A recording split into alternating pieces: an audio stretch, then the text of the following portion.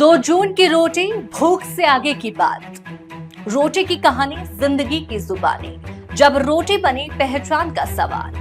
Munshi ji, cinema और 2 वक्त की रोटी। 2 जून की रोटी ये वाकई हिंदी भाषा समाज में सिर्फ भूख या भोजन की बात नहीं करता, बल्कि जीवन की बुनियादी जरूरत, आत्मसम्मान और अस्तित्व की लड़ाई का प्रतीक बन चुका है।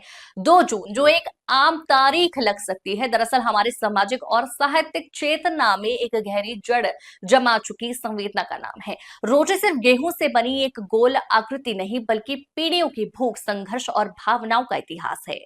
नमस्कार, आप देख रहे हैं मॉडर्न ईस्ट मीडिया नेटवर्क और मैं हूं आपके साथ साक्षी।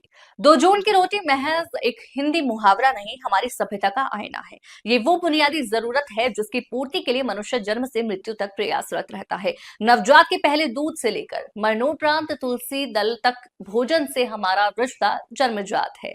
ये वाक्य हमें बताता है कि जहां संभोग की इच्छा उम्र के साथ घटती है, वहां भूख की ज्वाला जीवन भर साथ चलती है।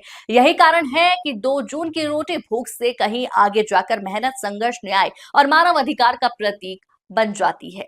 मुंशी प्रेमचंद के साहित्य ने रोटी को प्रतीक बनाकर सामाजिक विषमता, जातिगत अन्याय और आर्थिक असमानता को उजागर किया। उनके पात्र रोटी के लिए संघर्ष करते हैं, लेकिन कभी पूर्णता नहीं पाते।